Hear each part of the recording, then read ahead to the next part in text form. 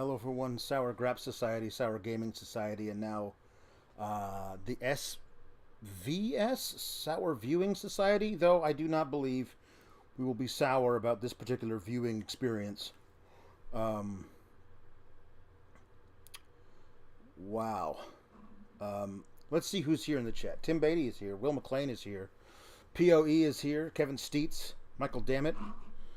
Make sure we're all going along here and make sure we're not missing anybody. Yep, we're good. All right. We're good. For those of you who are in here now, my name is Alex Pulowski. I think most of you know that. But because this is a new phenomenon, this new show, people might be looking for random reviews. I know I have been playing a lot of Red Dead Redemption 2 on the channel and watching videos about it. And occasionally something will come in my recommended feuds for YouTube. It'll be like, somebody with 40 subscribers and 100 views on something. So if we get a lot of likes on this thing, maybe the algorithm will fool new people into finding this channel, which might be nice because I think the Venn diagram for professional wrestling fans and video game fans and HBO prestige drama fans is not necessarily a full circle, but let's figure out if we can get some crossover here. So, yes, everyone, I'm seeing everyone in the chat. Mahuan is here from Costa Rica. This is Manwan. Excuse me, Manwan. I saw Mahuan. I don't know why I did that. Manwan, hello from Costa Rica. Hello from Western Illinois, United States. Thanks, everybody, for being here. Alonzo Smith is just throwing in stuff in the chat about stuff we're not even going to talk about. Because I'm not playing video games on this stream. We're not talking about wrestling on this stream. We're going to talk about The Last of Us on HBO on this stream. And we're going to do this tonight, right after the first episode, or at least right after I finished watching it. And I think from here on out, we're going to do it on the Monday following the show, like the next day. So everyone gets a chance to watch it if you're on the West Coast, wherever. If you're watching it a little late, everyone gets a chance to watch it, and then we can do the stream the following day. But because my daughter has Martin Luther King Day off tomorrow, I'm going to be watching her, and I won't be able to do a podcast during the day. So, Alonzo, it's fine. Don't worry about it. We're here. You can stick around if you haven't watched the show. The first game that I streamed on this channel was The Last of Us Part 1, the remaster that came out on the PS5. And for those of you who are here for that, welcome back. Those of you who were here, I loved playing the game. I loved it. I loved the characters, the interaction, the drama, the humanity of the story was just so gripping at times. It remains one of the most compelling stories I have ever experienced in any medium. And I think that the show may surpass it. Kate already did, you silly goose. Kate already did.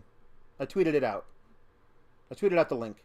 You want to go ahead and go to my thing and retweet it? Go ahead. I tweeted it out. I mean, I did. I love the 12 minutes I was allowed to stay for, because Kate, my wonderful co-host on other projects, is a scaredy cat and watch things. The thing about it is, with this episode, which was amazing, I think what I'm going to love about it the most is that video games, and I do love playing them, they sometimes they get caught up in forcing you to do stuff as opposed to experience stuff simply passively. It was a perfect adaptation of the game's story without all the Here's a tutorial. Walk through here. Shimmy between these two close together pieces of wall. Walk up this ladder. Here's how you aim a gun. All of that crap is gone, and we just get to experience this story through the eyes of its characters. I really, really loved what I saw tonight, and I'm very excited for subsequent episodes. I loved the casting. Like, there's one from Brent Lockman who says how they handled the Robert situation was a chef's kiss.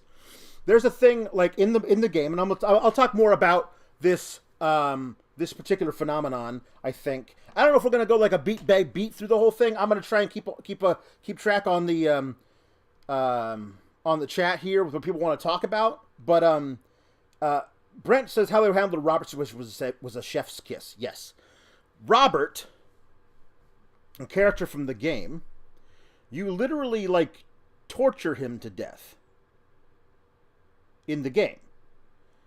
And in the game, I think gamers are more inured to violence than even viewers are, even though a lot of TV is very violent.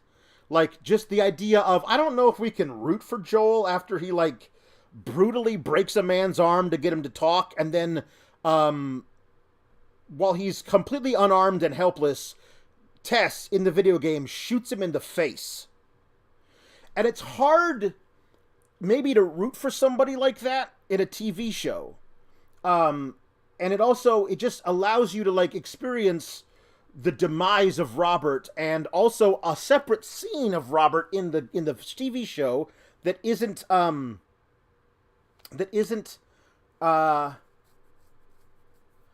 the game, where an implied.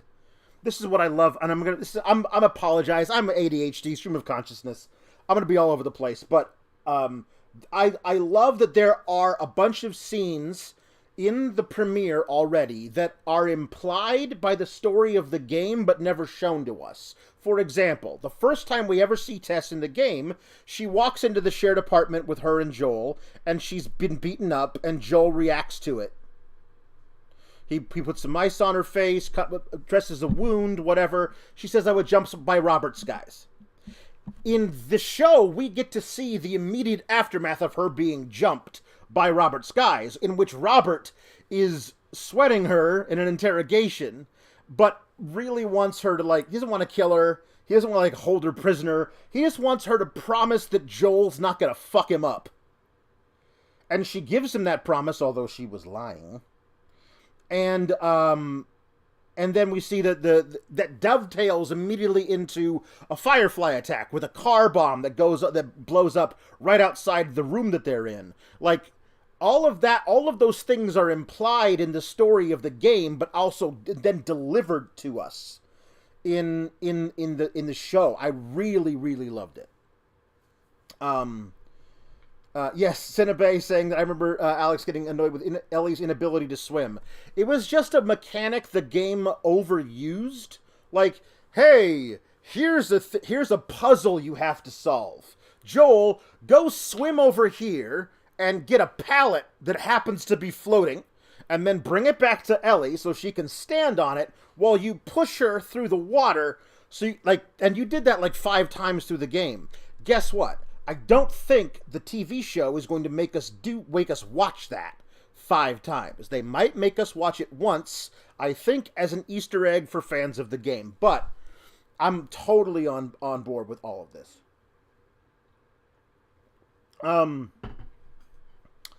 Pedro Pascal was perfect for the role.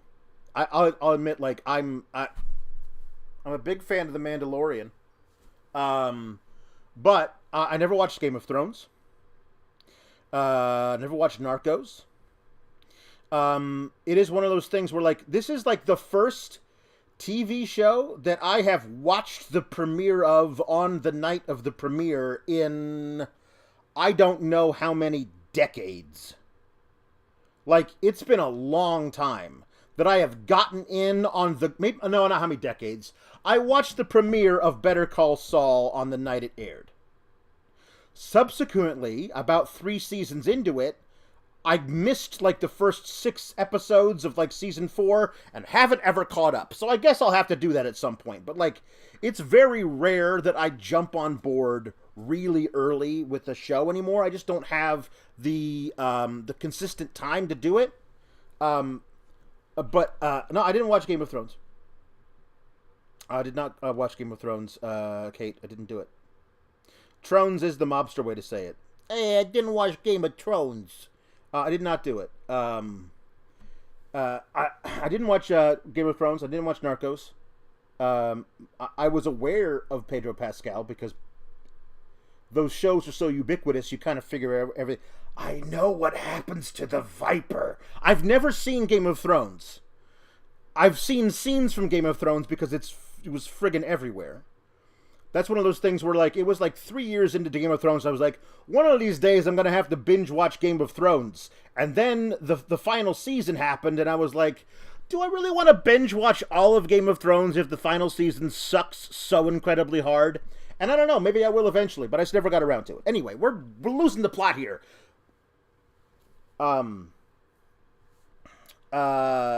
Yeah. I've been meaning to watch Unbearable Weight of Massive Talent with Pedro Pascal and Nicolas Cage. Anyway, I remember when I saw the casting for this, I was like, he's going to be great, and I never would have thought of him for this. So I'm really glad they picked him. He is perfect at it. Of course he is. He's great. Joel is all about coiled, reluctant violence. That man doesn't want to kill you, but he fucking will. Anything steps in front of him that he doesn't like in that moment, he will fucking end that thing. But he just is. Everything is just so fucking tightly wound and dead-faced. And then there's moments of true emotion that come out of that character, and I can't wait to see what they do with Pedro Pascal in that. Bella Ramsey, I've heard a lot of, you can't cast Bella Ramsey, she doesn't look like Ellie from the video game, as though, like, I don't fucking know, like, there's a lot of chatter about Bella Ramsey being, like, listen, this is not from me, and, like, I would never think of this to say it, but I've seen it I've read it on certain things, of Bella Ramsey can't play Ellie because she's not pretty enough. First of all, fuck you, you fucking virgin. And second of all, like, are we supposed to be lusting after a 14-year-old at this point in the game? Because fuck that shit. She's an amazing actress. And I don't think the idea of, like, adapting from a video game to an actual to a movie or TV show, that you have to, like, you cast somebody who looks like the way the pixels were put together in the video game, otherwise it doesn't work. Like, no. I don't think so. Ricardo is here. Wonderful. Shot Spurs says she was perfect. I believe it. If you'd like to support the channel, feel free to go to sourchats.com and leave a little something. Always appreciative. You want to steer us specifically in the direction of something that you want to talk about this particular episode, please do. Kevin Steet says, psyched you're doing this show. Episode 1 was fantastic. Loved how they tightened up the Robert storyline and fleshed out more of Sarah's day. Let's talk about Sarah. The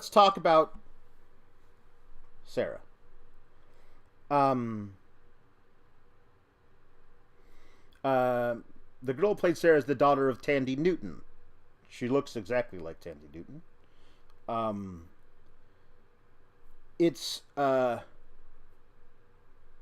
Yes, it's very cool that Merle Dandridge is playing Marlene, she's the same woman who played her in the game. I think it's pretty cool. So Sarah, God, why do they have to make the game so woke? The movie, the TV show, so woke, people say, because they cast a biracial girl as Joel's daughter. So that makes the show woke now.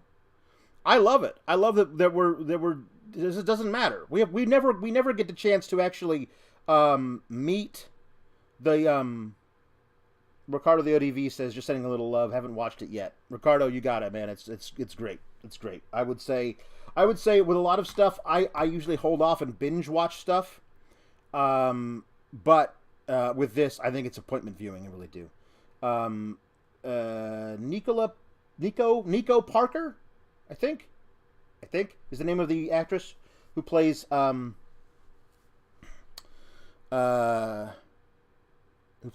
Sarah, and she was great, and I loved how much they made her the main character of the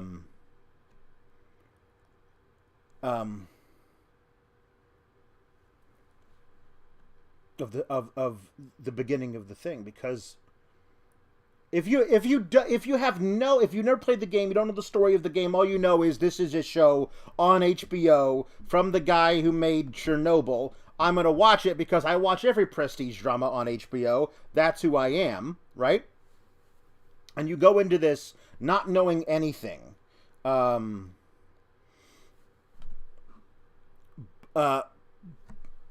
would probably watch it thinking Sarah is the main character of the story.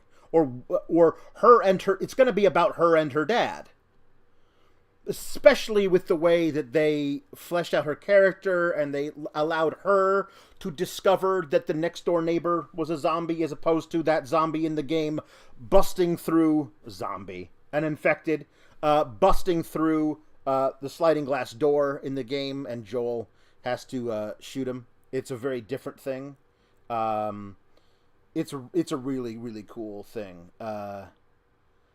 It's an original story, Kate, but it is based on an actual fungus, the cordyceps virus. It affects ants, beetles, snails. Google cordyceps infection. It'll keep you up at night. I loved the little prologue in a show. I don't know why it was set in 1968. I have no idea why, but I liked it. These epidemiologists on some talk show, kind of like a Dick Cavett ripoff, where they're talking about the next big epidemic that's going to sweep out, that's going to kill everybody on the planet. It's really, really, really, really interesting the way they describe it. The biology of it, which they never really delve into in the game, not really, of what this is, how it transmutates. And listen, I love it personally. I can see somebody not liking it, if that person was an idiot who's like, but I love when they were like, well, currently, none of these kind of fungus can infect a host whose body temperature is higher than 94 degrees. But let's say the world were to warm up. Let's say the world's temperature, the temperature of the Earth overall, were to increase a few degrees. That would necessitate a mutation in the fungus to be able to survive at higher temperatures. And once this can survive in the higher temperatures out in the world, then it can survive in higher temperatures in human beings. And they just leave it right there. And I man, it's the prologue was really, really great. Beep Boop says, was the game innovative or anything, or was it all the power of the characters and storytelling? It's one of the most compelling, immersive experiences I've ever had in a video game. I don't know if it broke any new ground, as far as the mechanics of the gameplay, but it was so much fun, man. Yeah, it's really great. I also think it was really cool as well that they set the first part of the real story in 2003, and that they're straight up saying this is an alternate timeline. The video game is set in 2013, when the first video game came out. And then there's the infection, and then it's set 20 years later in 2033. This starts in 2003, and the second part is set in our year, which obviously hasn't happened, so that's fine. I just like that they straight up said, this has to be some kind of alternate timeline, some alternate Earth where this is possible. Brent, I don't know if they've changed the relationship with Joel and Tommy. What I love is that, and again, we're going to be jumping around all the time. I'm going to be answering questions. I'm not really going chronologically through the episode. But I love that there is a specific reason why Joel wants to get the hell out of Boston, the quarantine zone. He wants to go make sure his brother's okay. And he was going to leave anyway, and this is now just him taking Ellie with him. As opposed to, well, you're telling me I have to do this, so I'm taking her with me on the promise of, what? Wealth? Power? Because I owe it to Tess? No, like, this actually, there is a specific thing they've done here with, I love the little interesting new characters, like the guy who mans a crazy ham radio tower thing where he can send messages to other quarantine zones and stuff, and he's been sending messages out to Tommy for Joel, but they haven't been returned. Like, Joel is concerned for his brother. It's the only connection he has left to the previous world, and he needs to go and find him. And he'll take Ellie with him. As opposed to, you gotta take Ellie. You just gotta. You weren't gonna leave anyway, but now you gotta take her. I feel like there's a reason for him to go on the journey. Eventually, that journey will become all about taking Ellie, but first of all, it's gonna be she's just cargo, and that the transition of the relationship between smuggler and cargo to surrogate father and surrogate daughter is going to be a really, really cool transition. I really love it. I really love it.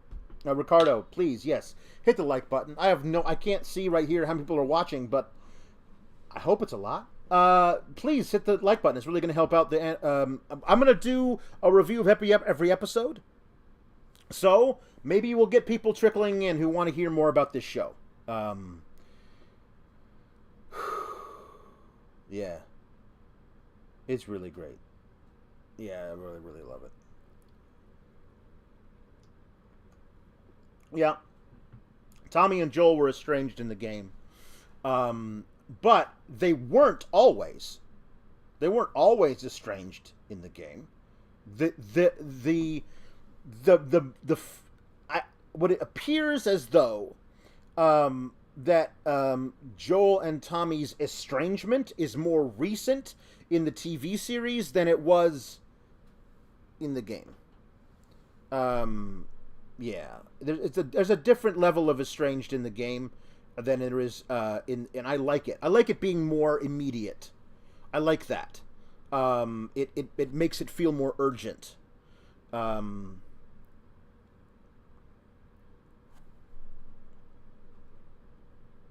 Yeah, they're gonna delve completely into the Left Behind prologue, where we get to see how Ellie gets infected. That wonderful last night she has with Riley when both of them get infected. But like, talk about an implied scene in the Left Behind prologue where Ellie and Riley both get infected, and Riley says, "Let's just hang out together until we both go crazy." But of course, Riley does, and Ellie doesn't.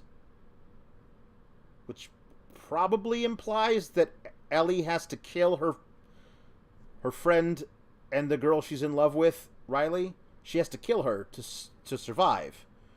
And the game doesn't show us that. But I have a feeling the TV show is going to show us that. And I think that might be a really hard one to watch. I think that might be a really hard one to watch. Yeah, Aviator Nick says, I absolutely cannot wait for reactions from people who never played the games. I mean, listen, there's a whole giant swath of people who do not play video games. And there's a much larger audience for people who watch HBO prestige dramas. And this thing's got like a 97% on Rotten Tomatoes. This show is going to get a crazy big audience with probably win a bunch of awards. Like, there are a bunch of people who are going to be watching this show who have no idea what the game is about at all and will be surprised by a lot of things. Lord Kev says, I thought the show was amazingly done. I was on edge the whole time because of the impending malice. Even though I knew it was coming with Sarah, I cried. I thought I wasn't going to.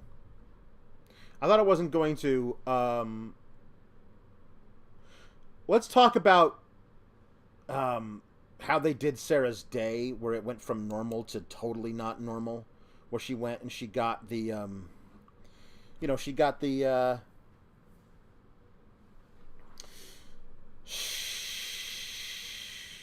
watch repaired. As opposed to buying him a new watch, she got the watch repaired, which I thought was a nice little touch, a little bit more realistic. And then the wife of the watch store owner like hustles her out of the place. That's very good. The knife was heavily focused on as well. Kate, the whole thing, it says, does it feel different knowing what's going to happen in the show? No, because they've already departed enough from it that I don't know. Like, for example, you play the game, you know Tess doesn't make it. But I think that they know that there's certain things that are going to be different. We already know that they've included the character of Frank. Bill and Frank are actual characters in the show. Only Bill was seen in the game. We don't know enough about Frank. We don't know enough about what we're going to see with that. There are going to be characters they invent out of whole cloth for the show, and we're not going to know what they're going to do with them. It's really interesting. Like, I love it. I love it. Drew Oakley says, just got back from Googling Defunkus. Don't do it. Yeah, don't do it. It's really creepy. I love just the whole the relationship that they create. Again, there are characters, the Adlers from next door. A couple who apparently are in their 60s, and the wife's very, very old mother, who is an invalid and lives with them. And them being the first real, quote unquote, real people that we see becoming infected was handled so well, so damn well. There is an immediate thing I noticed that they are as a departure from the game in the way that the infection works, which is that in the game, the runners, the early infected, they just bite and tear at you with their teeth, right? They can kill without actually infecting. If they bite you, it becomes infected. They can kill you. They can tear out your throat or whatever and kill you, tear you apart or whatever. In this TV show, the fungus is apparently coming out of their mouth and infecting the people they're not biting. They can bite, but the infection is coming out. It's a really, really interesting. It's a really interesting way to do it.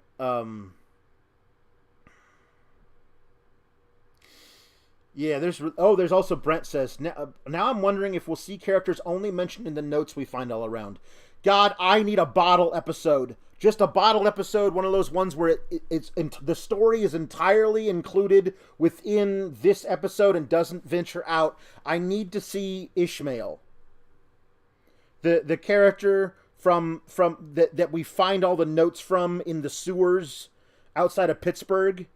That character who was on a boat and then ran out of food, so he landed, went into the sewers, found other people. They created a whole society living underground in the sewers, and then that society was wiped out because somebody left a door open when they shouldn't have, and some infected got in. Like, that whole thing, I want to see that realized on film, because Jesus, man, it was really great. I loved it. But anyway, the infected, like they have a fungus that, like, little tentacles that come out of their mouth and infect people when they're biting them. Yeah, it would look like they're eating their brain stems. It is basically, it's Chud. It is. It's just like Chud. Yeah, there you go, Cinebay. That needs to be a filler episode right after some big cliffhanger. There you go. There you go. I love when shows do that. Like, big cliffhanger. What's gonna happen now? Next week, something completely unrelated to the big cliffhanger. They do that all the time. I like it. I listen, man. You're never gonna get me to say, like, I wish they had done it closer to the game, when the thing they add in the TV adaptation is a jumbo jetliner falling out of the sky, landing in the middle of a street outside of Austin, Texas. And instead of just, a car goes careening into a gas station and explodes, give me the jumbo jetliner falling out of the sky 100 times out of 100. That's so much better. No. Brett, if you go back and watch, it's not hair in the woman's mouth. That was like little weird tentacles, man. It was creepy as hell. Yep, Lord Kev, it's true. One thing's for sure. This show is a hell of a lot better than Kiss Meets the Phantom of the Park. It's true.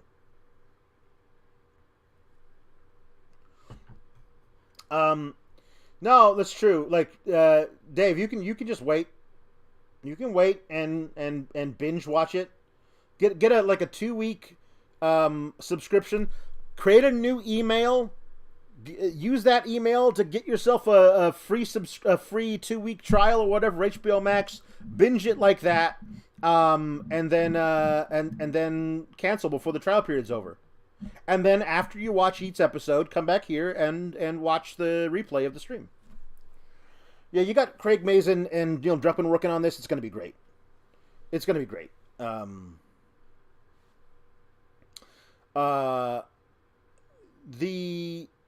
The actual scene that we see, I mean, I can't imagine what it did to people who never actually don't know the plot of the show, but watching the soldier getting the orders from his higher ups saying to shoot the civilians, even if the civilians aren't infected, and watching Joel process that before he gets shot at is, oh my God, crazy.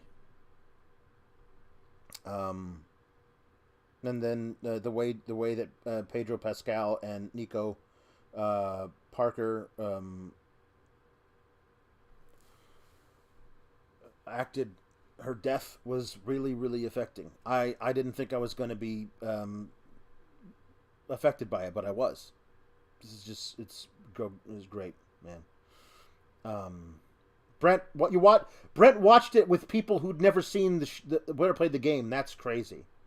That's crazy. Drew, yeah, you got to watch it tonight, man. It's so good. It really is. It really is. I loved that they show Joel having to do like regular work as part of the QZ, like burning bodies. Oh my God! By the way, that's a brand new thing. They they did it to us. Instead of having the little girl in the red dress from Schindler's List, they did the little boy in the green high tops, who found his way to the quarantine zone, but had already been infected, and just like, again, it's all implied. What happens when somebody comes to the quarantine zone and it turns out they're infected? What do? What's the process? And it turns out, if you're a little kid, they lie to your face about how you're going to eat ice cream and play with toys, while they give you a lethal injection. That was hard to watch. That was really hard to watch. That poor kid, man. The poor kid. Yeah, that was a tough one that they gave it to. You know, like, that was really tough. Mirakan, I love the episode too. I loved it. I think it's going to be a great one. Not that kind of lethal injection. Not from Jay Lethal, but an actual thing. I mean, you're not going to tell the kids the truth. That's true. That's true. You're not going to. Yeah. That soldier did her job really well. That soldier did her job really well.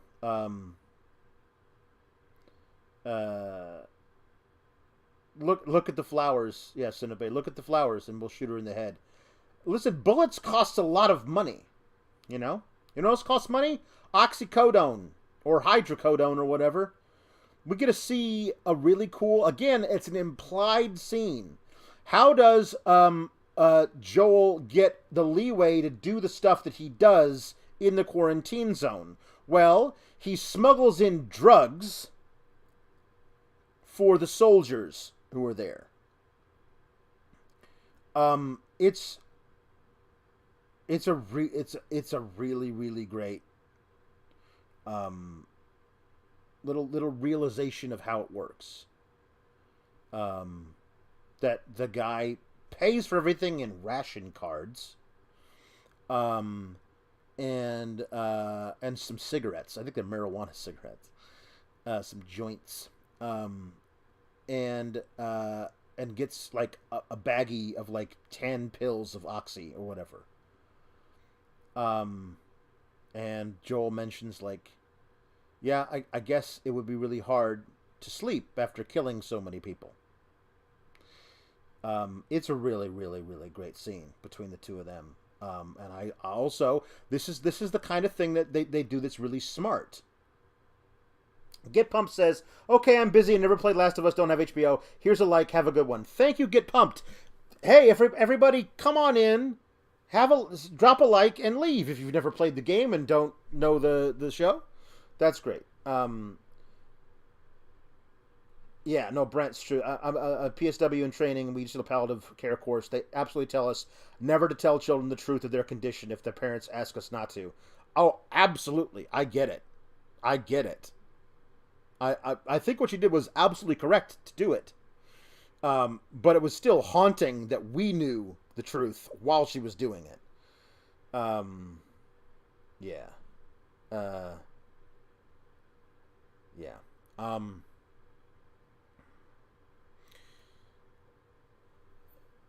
They brought back that particular soldier as the guy who finds them when they're trying to sneak Ellie out. It matters more that is an actual character we've seen before, so that when Joel basically beats him to death with his bare hands, it means more because we already see they have a relationship. I loved the way they played Tess in the show. I think that she's doing a fantastic job with that part. I thought Tommy did a really good job in the beginning. I'm looking forward to see what Tommy aged is like. The whole thing with the fireflies, again, an implied scene that must have happened. is where they've been watching Ellie to make sure she doesn't turn, and what are all the procedures or the criteria she has to meet to prove to this group of pseudo-terrorists that she hasn't turned into a zombie. And then the people who were like lower in the food chain of the Fireflies, under Marlene, who haven't been told what's going on, and like it's so good. It's really, really great.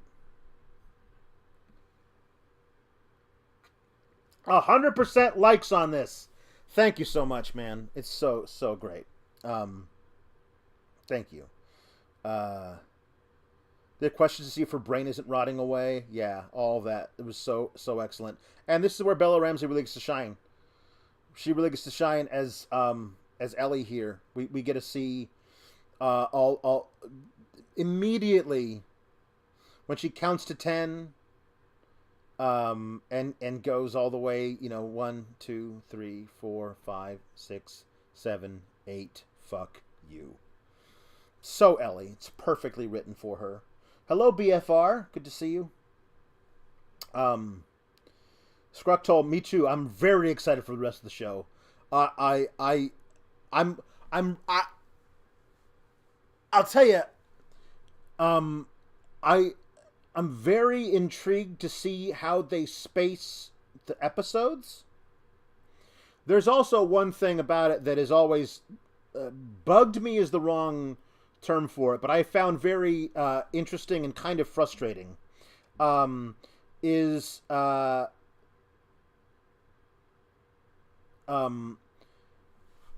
We see them going from Boston to a town west of there, to Pittsburgh, and then we don't see them again in the in the game until they've gotten all the way to Wyoming.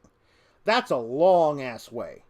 From Pittsburgh to Wyoming is a really long trek.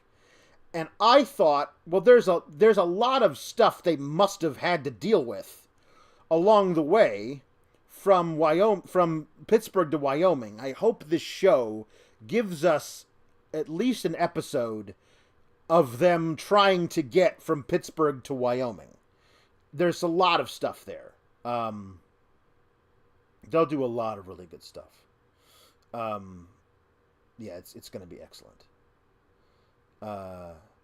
She had to have hid the bite so long it was starting to heal. They would have seen the fresh bite and off her like that kid. So true. It's so true. BFR says, just watched the episode. Thought it was it's great how they structured it better as a show. Loved the production. The ending was powerful. Bella Ramsey stole the show. It really did. Joel snapping on that soldier. Again, a guy he knew and was friendly with. Snapped the fuck out on that dude and beat him basically to death with his fucking fist. Because he had a flashback to a different soldier shooting his daughter.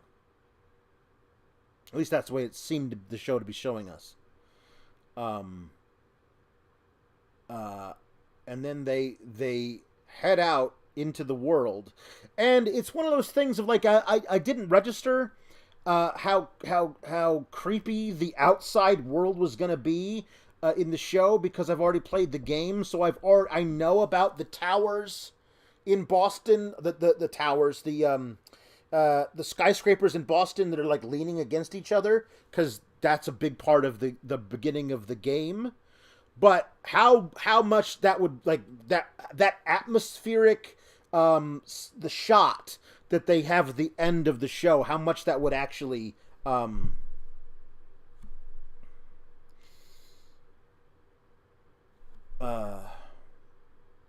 affect people who never played the game. Like, holy shit, that's what the outside world looks like? Yeah, it's going to be great. That's really going to be great. Amazing shot at the end. Scruck says, Crytek Scare's death scene, same thing happened when I played the game. I was starting to have, as he was running with her, I here's when it nearly got me, and I think I was able to hold it together through the actual death scene, but where I nearly lost it was just the first time where he picked her up, where her ankle was broken and she couldn't run, so he picked her up, and as soon as he picked her up, something like that, there's like that flash recall in your brain of, I know where this is going. I know that he doesn't put her down again until she is killed in his arms. Like that, my brain made that connection without me really doing it. My subconscious said as soon as he picked her up and held her in his arms that the next time he puts her down, she's going to be dead, basically. Like that.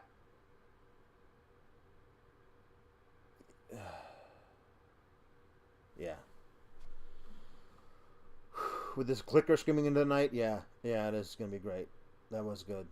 Brent says, so with the game's writers so involved, I have to wonder if we're going to get scenes they wish they included but didn't have the time, because that is a hell of a thing to look forward to. Not only like didn't have the time, but like couldn't figure out a way to gamify them. Like there's again a lot of heavily implied scenes that maybe you just couldn't find a way to make Joel do something. Like,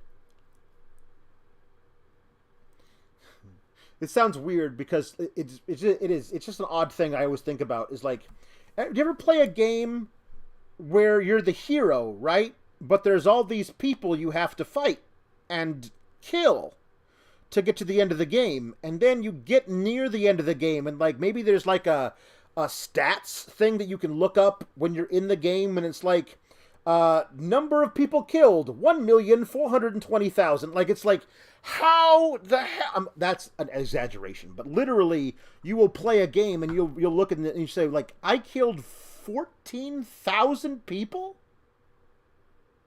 I'm the greatest mass murderer in the history of the world. Like, so I want them to show us them necessarily avoiding having to kill people, because I don't think you would kill that many people. Brent, you're right. There you go. LOL, you mean Red Dead Redemption 2? Yes. Arthur kills a lot of people. Like a lot of people. A lot. Yeah. Yeah, there's a lot of it. Ricardo, the ODV, says, my only exposure to this was your playthrough, Alex. Hearing you go on about this means I'm having a late night. Yeah, man, it was really, really good. And the best part about it is the best part about it for me is knowing, like, where we're headed. Here, you know, the scene that's going to absolutely fucking ruin me is the scene that ruined me in the playthrough of the game.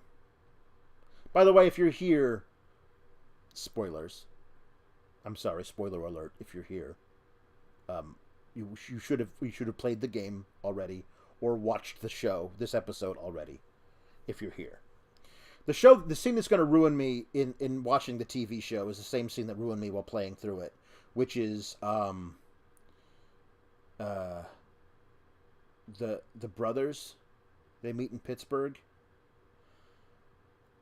Where the little brother turns and attacks Ellie, and the older brother has to shoot him to save Ellie, and then he's so horrified in the moment by what he's just done that he shoots himself.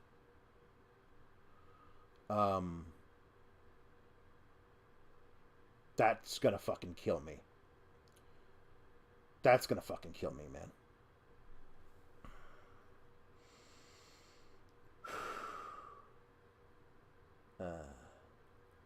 Yeah. Kate can't watch the show and can't play the game, but Kate can go to the the Wikipedia entry and read the whole synopsis of the game, so that at least she knows what the fuck we're talking about if she wants, you know. Henry and Sam, that's right. I knew one of them name was Sam, but I knew there's Henry. I saw a clip of them in the trailer, and I was like, oh, they're in the game. So now I'm gonna just be That's gonna be me. The room underground with the kids. Yeah, that's gonna be awful if they find it.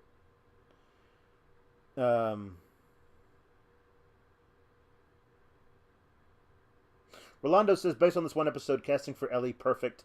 Sarah really good. Joel and Kes casting is okay. I wasn't feeling Joel and Sarah's father-daughter relationship. I think that's Pascal's fault. I don't know. I think that they were trying to do something very different with the relationship. I mean, I know they were because they said it in the interviews. Craig Mazin, and Neil Druckmann said that they were really trying to differentiate Joel and Sarah from Joel and Ellie. We don't know. We don't know what's happened to Sarah's mother. She's just not around. I know what my headcanon is, and I don't want it to be spoiled by anybody else's. Like, oh no, actually, they said in this interview, like, it's important to me that it is what it is, the reason where Sarah's mother is. But she's been gone for long enough that Sarah's kind of taken over the household. Like, she's making breakfast for her dad. She wakes him up so he can go to work. She gave him a shopping list because he's the adult, but then he forgets to go and get stuff because he's basically a big overgrown kid. And Sarah, like, mothers him and takes care of him because she's kind of had to growing up without a mother. And so that is their relationship. And we're going to see a very different relationship between Joel and Ellie. I think that there was a bit of maybe it was like a little too easy in the storytelling of the game, that like Ellie just became a specific cipher for Joel to map Sarah onto. But if they're very different girls, then and he has a very different relationship with both of them, then it actually makes it harder. And when it's harder, it's better, because then you have to find other things to do. So yeah, they're interesting. I mean, listen, Rolando, like it's not going to hit the same for everybody. That's for sure. Yeah. There's some really good stuff. Yeah, Ellie being in a cell in this episode will be paralleled in the winter section with David later. That's probably true. Brent says the idea that they'll get ahead of the source material is crazy and cool. I really don't want them to go through the entirety of Last of Us Part 1 in Season 1. I want them to make this last.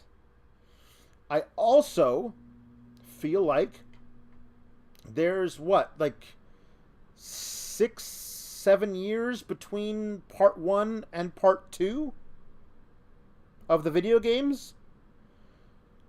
That's a lot of implied stuff. There's a lot of shit that happens there. There's the flashbacks in Last of Us Part 2, the video game, to stuff that happened between Part 1 and Part 2.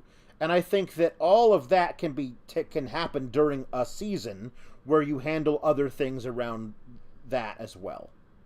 Like them becoming estranged can take place over an entire season before you have what happens to Joel and Ellie's revenge arc. So yeah, there's going to be a lot of stuff. There's a lot of good. They can do 2 seasons per game. I think that's true.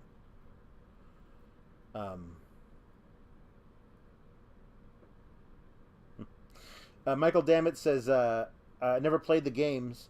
I don't remember watching you play the first one, so I always thought Ellie was Joel's daughter. Well, they do a really good job of making them into kind of like a surrogate father-daughter. I always kind of thought before I played the first game or knew enough about it that it was like uncle and niece, because they had like a familial thing, but it didn't seem as close as father-daughter. So yeah.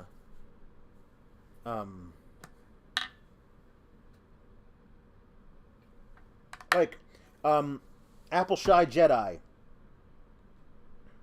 From the cast and trailers, I think they make it to Tommy. That's where season 1 ends. I'm really intrigued of who Melanie Linsky plays.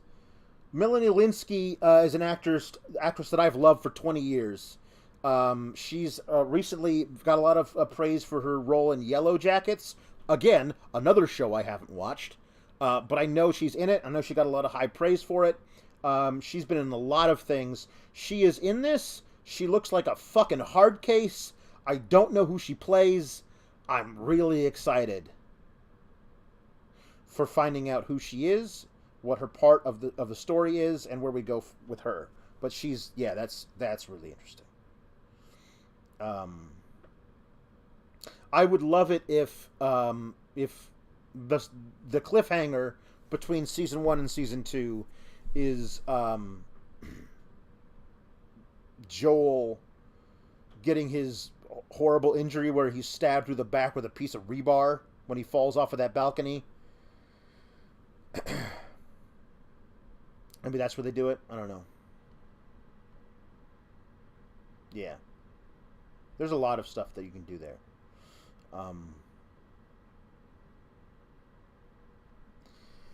Yeah. I'm Kathleen. Who's Kathleen? Like, is there a Kathleen in the game that I'm not aware of? I don't know who Kathleen is. So I'm really excited to see what they've done. They've created a brand new character, important enough and meaty enough to get Melanie Linsky to play her, and I have no idea who she is or what she represents. I'm really excited for that. Like, I'm really excited for it. Hold on one second. I want to make sure we're not running over here. All right. So, all right. Is I didn't think I really wanted this to go too far over an hour. Is there anything that I've forgotten about? I really love the new thing, the playing the songs over the radio as a code for what's going on. Like 60s, we don't have no supplies for you to come and get. 70s, we got new stuff, come get it. 80s is a problem. I love how Ellie deciphers that, and I love that code is played through Depeche Mode at the end of the thing, which is a fantastic song, fantastic band, really great use of that song to kind of like going on a road trip with my best friend. That was great. But yeah, I'm really excited to see Bill and Frank. Nick Offerman's going to be so great as Bill. I'm really looking forward to that. Murray Bartlett as Frank as well, making that. It's going to be great. There's so much here. The characters that they've. Kathleen is a revolutionary leader in Kansas City. Thank you to Michael Dammit for looking that up, and thank you to Neil Druckmann and Craig Mazin. Kansas City is very much between Pittsburgh and Wyoming. They gave us a whole reason for a major pit stop in the series that we don't know about because that wasn't in the game. That's really awesome. Like, I have that to look forward to now. That there's gonna be an episode where I have no fucking idea what happens other than Joel and Ellie make it to Wyoming. So I have no idea what happens in those episodes at all. That's gonna be really interesting. I'm really looking forward to that part of the series now, of being able to experience part of the story of The Last of Us that's never been told before. That's going to make me really excited. Yeah.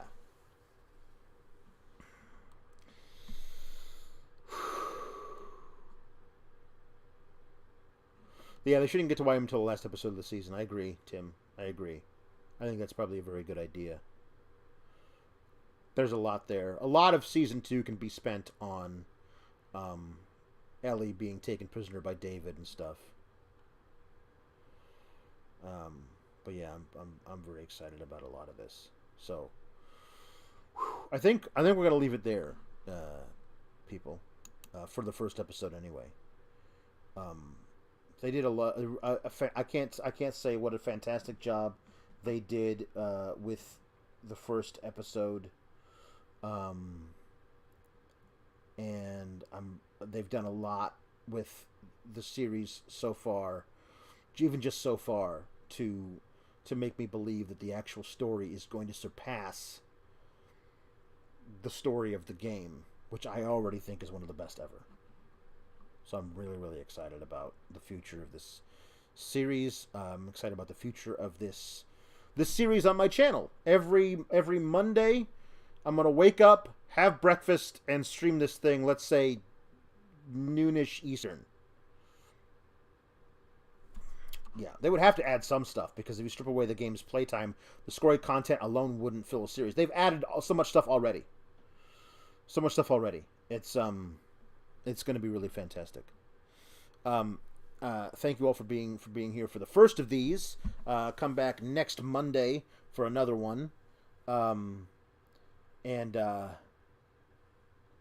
yeah, it should be a lot of fun. I'm excited that to have you guys here. Tell your friends to watch this. Jake, I'm not doing a stream of Red Dead tonight. I don't know when the next one will be. Maybe Tuesday. Probably Wednesday. Definitely Thursday. But I'm not doing one tonight or tomorrow night. So.